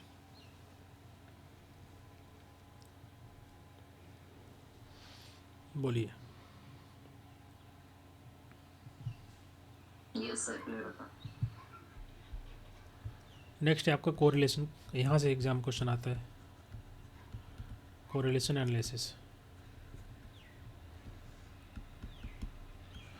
Correlation जैसे नाम से पता चल रहा है, रिलेशन, कोरिलेशन मतलब हुआ कि यहाँ पर आप दो या जो है टू वेरिएबल हैं, उनके बीच में एक रिलेशन को जो है आप मेजर कर रहे हैं, measurement of the strength of relationship between two variable, that is called is the correlation analysis. अब कई प्रकार का होता है। एक होता है आपका, अगर हम डायरेक्शन के बेस पे देखें तो दो प्रकार का हो सकता है। एक तो होता है आपका पॉजिटिव कोरिलेशन, दूसरा होता है नेगेटिव। दूसरा अगर हम देखें नंबर्स के आधार पर तो सिंपल कोरिलेशन, मल्टीपल कोरिलेशन और पार्शियल कोरिलेशन। तीसरा अगर हम देखें कंसिस्टेंसी के आधार पर तो लीनियर कोरिलेशन, और दूसरा होता है non linear correlation. Positive correlation का मतलब क्या है? जब दोनों वेरिएबल, यहाँ पर मैंने बात की कि हम देख रहे हैं यहाँ पर रिलेशन मेजर कर रहे हैं the strength of the two variable के बीच के रिलेशन देख रहे हैं, तो पॉजिटिव का मतलब हुआ कि जब दोनों वेरिएबल एक ही डायरेक्शन मूव कर रहे हैं उसको बोलेंगे positive correlation, and they are moving in the same direction like this.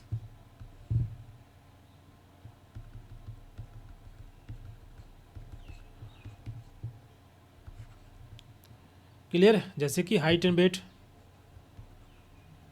Height बढ़ती है तो वेट भी बढ़ता जाता है, मतलब एक एज के बाद। अब 20-25 साल में तो किसी किसी का हाइट ज़्यादा होता है, वेट कम होता है, लेकिन ऑफकोर्स अगर 30-40-50 में जाएंगे तो जिन लोगों का हाइट ज़्यादा होता है वेट भी उनका ज़्यादा होता है। So that is example of positive correlation, कि एक वेरिएबल बढ़ेगा तो दूसरा भी साथ साथ बढ़ेगा, कि दोनों की डायरेक्शन एक ही प्रकार की होगी। क्लियर? कि जो टॉलर होगा वो हैवियर भी होगा, ज़्यादा उसका वेट भी होगा। दूसरा है आपका नेगेटिव कोरिलेशन। अच्छा, ये जो है एग्जाम्पल आपका अडल्ट एज में नहीं लागू होता है, जैसे कि 18 से लेकर 25 साल तक किसी किसी की हाइट बहुत ज़्यादा होती है, वेट नहीं होता है। तो बट अगर हम उसको देखें after the age of 40-30 then we can apply. दूसरा है नेगेटिव कोरिलेशन। नेगेटिव का मतलब होगा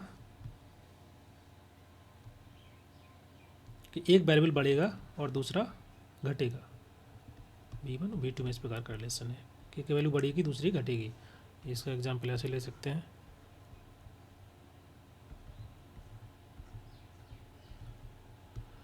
एक वैल्यू आपकी इस तरफ वाली बढ़ रही है, ये वाला घट रहा है। ओके, जैसे कि टेम्परेचर हो गया आपका और हाइट अबव सी लेवल। जैसे आप ऊपर जाते जाएंगे टेम्परेचर कम होता जाएगा। आप पहाड़ पे जाते हैं तो देखो वहाँ पर टेम्परेचर थोड़ा कम हो जाता है ना। तो ये क्या है कि जहाँ पर एक वेरिएबल बढ़ेगा दूसरा कम होगा, that is called is negative correlation. Zero का मतलब है कि दोनों के बीच में कोई रिलेशन नहीं है, रैंडम दोनों ही आपके वेरिएबल नज़र आएंगे।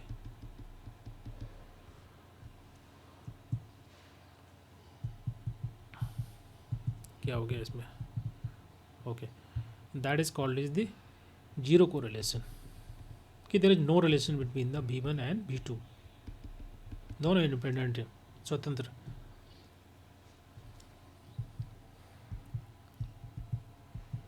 Is it clear to all? Yes. Next आता है कि कौन सा है, लीनियर एंड नॉन लीनियर।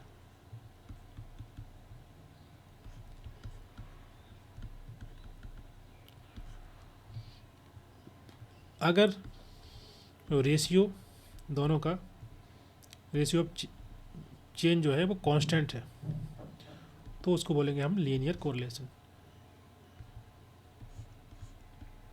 जैसे फॉर एग्जांपल V1 V2, इसमें अगर हम थोड़ा चेंज करेंगे, फॉर एग्जांपल क्या बोलेंगे, किसी जगह पर काम करने एम्प्लॉय काम करते हैं, ठीक है, तो अगर यहाँ पर 10 एम्प्लॉय काम कर रहे हैं, उनके द्वारा मान लीजिए 10 यूनिट काम किया जाता है, यूनिट जैसे ऐसे ले रहा हूँ।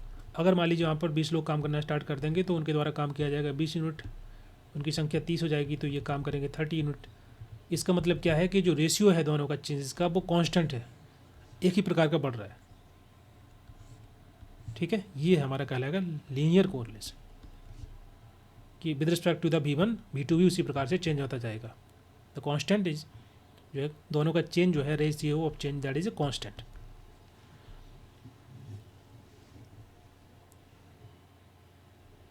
ओके, अगर ये जो रेशियो ऑफ चेंज है, रेशियो ऑफ चेंज अगर एक कांस्टेंट नहीं है, इसका मतलब क्या है, ये नॉन लीनियर का रहेगा कोरिलेशन, के रिलेशन नॉन लीनियर, बिकॉज की जो रेशियो ऑफ चेंज है वो कांस्टेंट नहीं है। यहाँ पर तो कांस्टेंट था, जिस प्रकार से V1 में चेंज आ रहा था उसी प्रकार से रिस्पेक्टिवली V2 भी बदल रहा था।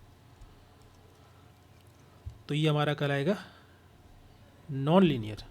नॉन लीनियर का एग्जाम्पल ऐसे वो देख सकते हैं कि मान लो V1 बढ़ेगा तो V2 बढ़ेगा, फिर मान लीजिए कांस्टेंट हो जाएगा, फिर कम हो सकता है, दैट इज जिसको बोलते हैं कर्वी लीनियर।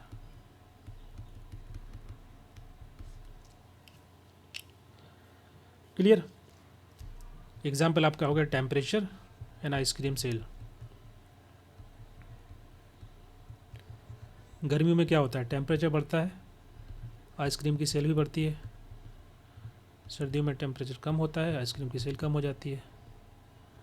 लेकिन कभी कभी क्या होता है, टेम्परेचर बहुत ज़्यादा बढ़ जाए तो फिर लोग बाहर निकलेंगे नहीं आइसक्रीम खाने के लिए। ओके, अपने घर में कुछ अरेंजमेंट कर लेंगे। तो ये क्या हो सकता है, टेम्परेचर ज़्यादा बढ़ेगा तो फिर हो सकता है कि आइसक्रीम की सेल गिर जाए। That people not going outside. कितना ज़्यादा टेम्परेचर है, जैसे गर्मी में आजकल हो रहा है, आज गर्मियों के टाइम पे बहुत ज़्यादा गर्मी होती है, लोग फिर नहीं निकलते हैं 2-3 घंटे 4 घंटे, स्पेशली 12 बजे से 4 बजे तक। तो ये क्या है, यहाँ पर जो बदलाव हो रहा है, चेंज हो रहा है, वो कांस्टेंट नहीं है। द रेशियो ऑफ चेंज जो है दैट इज़ नॉट कांस्टेंट। तो हो सकता है कि दोनों वेरिएबल साथ में बढ़ेंगे, आगे आगे कांस्टेंट जाएंगे, फिर गिरने लगेगा। तो ये आपका कहलाता है कर्वीलिनियर चेंज, जहाँ पर जो चेंज हो रहा है वो एक जैसा नहीं है कि टेम्परेचर बढ़ने पे सेल बढ़ रहा है, टेम्परेचर कम होने पे सेल घट रहा है। लेकिन अगर ये टेम्परेचर बहुत ज़्यादा गिर जाए तो फिर बढ़ जाए तो टेम्परेचर तो भी आपका आइसक्रीम का सेल भी अफेक्ट होगा। That is a example of non linear correlation. Clear? Clear है सर।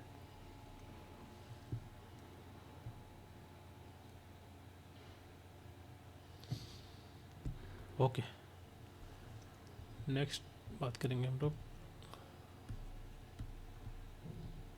Methods of correlation. कौन कौन से मेथड है बताइए? एक बोलते हैं प्रोडक्ट मूवमेंट मेथड, इसको और किस नाम से जानते हैं? Relation coefficient of correlation. दूसरा है rank order coefficient of correlation, इसको बोलते हैं स्पेरमैन कोरिलेशन कोफिशिएंट। तो ये दो मेथड होते हैं कोरिलेशन को सॉल्व करने के लिए, क्वेश्चन को सॉल्व करने के लिए। These are the two method to calculate the coefficient of correlation. अब पहला वाला जो है, जो तो मैंने वैसे बता ही दिया कि जब कोरिलेशन कोफिशिएंट पॉजिटिव हो, इसका मतलब क्या है? अगर कोरिलेशन कोफिशिएंट नेगेटिव, इसका मतलब क्या है? कोरिलेशन कोफिशिएंट जीरो है, इसका मतलब क्या है? इसका मतलब यही हुआ कि अगर एक वेरिएबल में बदलाव आ रहा है तो उसी हिसाब से V2 भी चेंज होगा। ये पॉजिटिव कोरिलेशन। V1 में पॉजिटिवली चेंज आ रहा है, V2 में नेगेटिवली चेंज आएगा, और V1 में V2 में कोई रिलेशन नहीं है। तो ये आपका हो गया एग्जाम्पल पर्सन कोरिलेशन कोफिशिएंट का, Pearson coefficient correlation. It is clear? अब इसका डायरेक्ट मेथड होता है, इनडायरेक्ट मेथड होता है। एग्जाम में वो सब फॉर्मूले नहीं आते, ना ही कोई क्वेश्चन वगैरह आता है सॉल्व करने के लिए, बट आपको ये पता रहना चाहिए कि कैसे हम लोग इसको यूज करते हैं।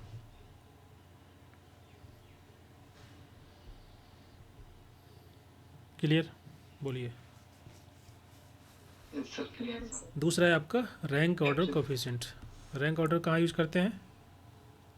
जहाँ पर रैंक दी रहती है। ओके, जहाँ पर आपका डेटा फॉर्म में नहीं है क्वेश्चन, मतलब डेटा आपके पास उस टाइप का नहीं है, तो आप रैंक, जैसे कि फॉर एग्जांपल कोई ब्यूटी कॉन्टेक्स्ट होता है तो वहाँ पर 2 ग्रुप हैं, तो वहाँ पर इस प्रकार से जो है रैंक दी रहती है, सेकंड 3 4 5 6, या स्टूडेंट हैं उनके मार्क्स हैं तो वहाँ पर रैंक दी है, नंबर नहीं है। तो उस प्रकार के केस में जहाँ पर रैंक दी रहती है वहाँ पर हम लोग rank order coefficient correlation experiment ये यूज़ कर लेते हैं।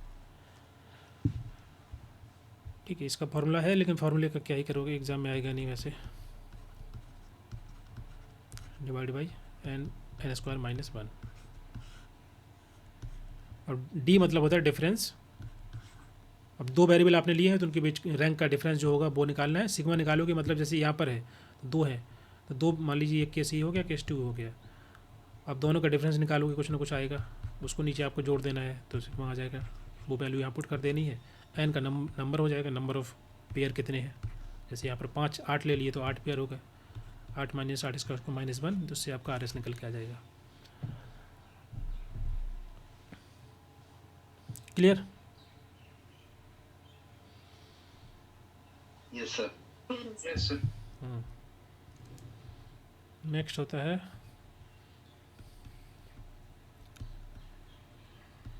Regression analysis. रिग्रेशन एनालिसिस क्या होता है? देखो, हम लोग कल बात कर रहे थे, जब वेरिएबल को मैंने चर्चा की थी तो उसमें मैंने बताया था कि जो प्रेडिक्टिव वेरिएबल और क्राइटेरियन वेरिएबल क्या होते हैं, इसको दूसरे नाम से जानते हैं हम लोग, क्या बोलेंगे बताइए इसको, डिपेंडेंट या इंडिपेंडेंट?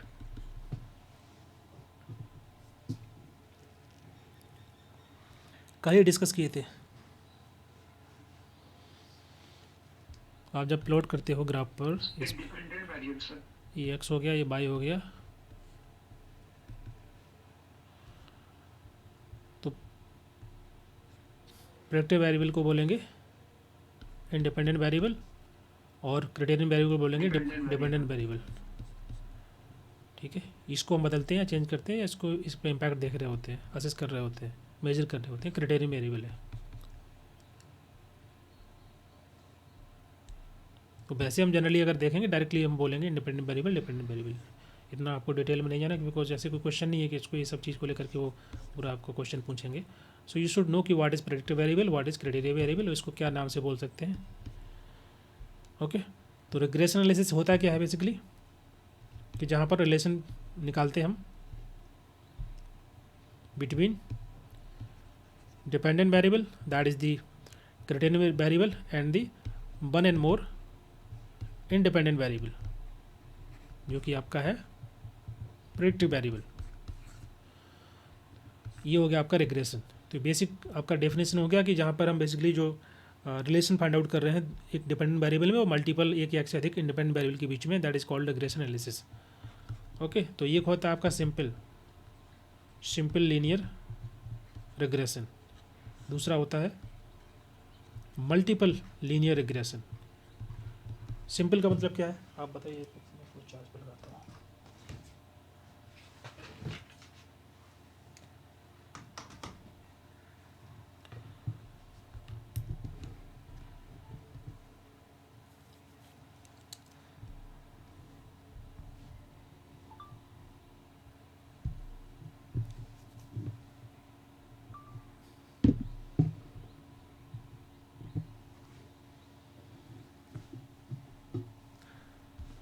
बोलिए।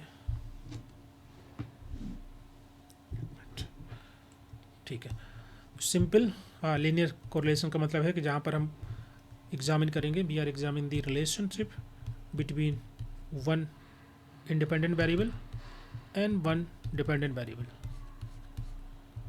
कोई भी एग्जाम्पल, हम लोगों ने अभी इतने सारे एग्जाम्पल लिए, वो टीचर वाला और ये स्टूडेंट परफॉर्मेंस, वो भी यहाँ पर फिर बैठ जाएगा, दैट इज़ नॉट डिफरेंट। दूसरा आपका मल्टीपल कोरिलेशन। मल्टीपल कोरिलेशन में क्या होता है कि जहाँ पर हमारे पास मल्टीपल इंडिपेंडेंट वेरिएबल होंगे एंड एक आपका डिपेंडेंट वेरिएबल होगा। जैसे कि for example the impact of age, gender, ethnicity, socio economic condition, ये क्या हमारे पास मल्टीपल वेरिएबल है। ठीक है, इसका impact on the dependent variable, for example like job satisfaction, एक हमारे पास डिपेंडेंट वेरिएबल हो गया। अब इसमें मल्टीपल इंडिपेंडेंट वेरिएबल मैंने यहाँ पर ऐड कर दिए हैं। आप एज के आधार पर देख सकते हैं, जेंडर के आधार पर, एथनिसिटी के आधार पर, या कई और क्राइटेरिया फिट कर सकते हैं इसमें, economic condition, social condition. Then we are trying to find out what is the relation between the independent variable, multiple independent variable to the dependent variable. Clear है?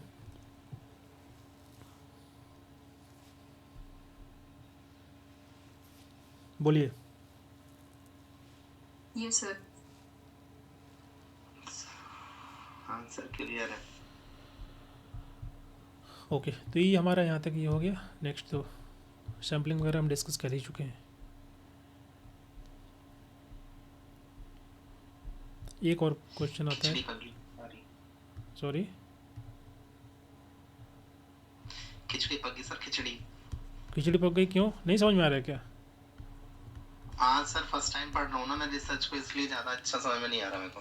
अरे फर्स्ट टाइम पढ़ोगे तो कहते ठीक है, लेकिन कोशिश करो, क्योंकि देखिए रिसर्च वाला पार्ट जो है ना, कम से कम 2-3 बार पढ़ना पड़ता है, तब वो सही से समझ में आता है, क्योंकि इतने सारी चीज़ें हैं। हाँ सर, और इसको बोलते हैं PPDAC मॉडल, या दूसरे नाम से जानते हैं, that is the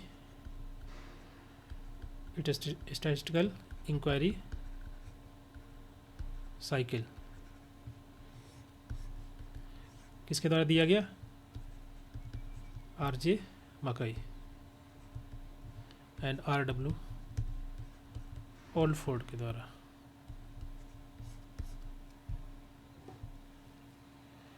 okay, PPDAC का फुल फॉर्म क्या होता है? PPDAC, P का मतलब हो गया प्रॉब्लम, P का मतलब प्लान करना, फिर D का मतलब उसके रिगार्डिंग डेटा कलेक्ट करना, A का मतलब एनालिसिस करना, और C का मतलब कंक्लूजन निकालना। अब कंक्लूजन निकालने के बाद फिर उसमें से कोई आपका फिर कोई क्वेश्चन बन सकता है, तो फिर दोबारा से प्रोसेस अप्लाई करना। तो ये आपका पूरा एक साइकिल हो जाता है, इसको बोलते हैं इंक्वायरी साइकिल। कि यहाँ पर आपने प्रॉब्लम है आपके पास, उस प्रॉब्लम को लेकर के आपने प्रॉब्लम को डिफाइन किया, उसके बाद फिर यहाँ पर प्लान बनाया कैसे उसको रिजॉल्व करना है, क्या क्या मेजर लेने होंगे, क्या रिसर्च डिजाइन होगा। देन उसके बाद आपने डेटा कलेक्ट किया बेस्ड ऑन दी फ्रेमवर्क या based on the methodology. Data collect किया, डेटा को इंटरप्रेट किया, समझा, उसका एनालिसिस किया। यहाँ एनालिसिस करने के बाद कंक्लूजन निकाला, रिजल्ट दिखाया, नए वहाँ से आइडिया जनरेट हुए, उसमें से कुछ नया निकल सकता है, उसको फिर दोबारा से स्टडी करना। तो ये पूरा एक साइकिल है, इसको बोलते हैं PPDAC मॉडल। ठीक है, PPDAC का फुल फॉर्म पता रहना चाहिए। ये एक साइक्लिकल अप्रोच है जिसको RJ मकई एंड RW ओल्डफोर्ड के द्वारा दिया गया था, स्टैटिस्टिकल इंक्वायरी साइकिल। सर सी का क्या बताया आपने? C का मतलब कंक्लूजन, ओके कंक्लूजन है, लास्ट में कंक्लूजन निकालते हैं। उसके पहले एनालिसिस है, फिर उसको पहले डाटा मतलब प्रॉब्लम से start from the problem, then we plan, then we collect the data and then data को एनालिसिस करना। एनालिसिस के बाद उसका कंक्लूजन देते हैं, फाइंडिंग निकालते हैं। देन उसके बाद अगेन उसमें से अगर कुछ निकल के आता है और कुछ, देन अगेन उसको by taking as a problem, then again उसको प्रोसेस फॉलो करते हैं same. Okay sir. Clear to all? Clear है सर। ठीक है, तो जो इम्पोर्टेंट Yes, sir. जो इम्पोर्टेंट था आपका यूनिट 5 से, वो मैंने कवर कर दिया है। और आप लोग एक बार और देख लेना वीडियो, अगर आपको लग रहा है कि कुछ चीज़ें मिसिंग है या समझ में नहीं आ रहा है या दोबारा रिपीट करना चाहिए, तो you can just watch. Question मैंने इसलिए नहीं कराया क्योंकि क्वेश्चन आते नहीं है, वो तो अब जब कोर्स पढ़ा रहे होते तो करा देते हैं, सो दैट कि याद रहे 5-8 महीने तक। अदरवाइज तो आपको अगर रिवीजन करना है तो these are the important things that I have already discuss in last class and today class. Okay Okay, sir. Okay sir. Okay, तो अभी हम लोग यूनिट डिस्कस करेंगे, इसके बाद यूनिट 9 डिस्कस करेंगे, यूनिट 10, फिर टाइम बचेगा तो बाकी यूनिट डिस्कस कर सकते हैं। जैसे यूनिट 3 एंड 4 साथ में कर लेंगे, छोटा यूनिट 6-7 डिस्कस कर लेंगे। ठीक है, तो first we have to focus. आज जाएगी क्या सर क्लास? आज क्लास होगी, मैं बता दूंगा आपको अभी कुछ टाइम में। तो हम लोग यूनिट 9 डिस्कस करेंगे, आप लोग यूनिट 10 पढ़िए, है ना, इसको रिवाइज कर हाँ लीजिए, सर, ठीक। इसको रिवाइज कर लीजिए, क्वेश्चन वगैरह सॉल्व कर लीजिए। Okay Okay, sir. so this is today class. Okay, guys. Thank you sir. Okay, Okay, sir. Thank you, sir. okay, welcome.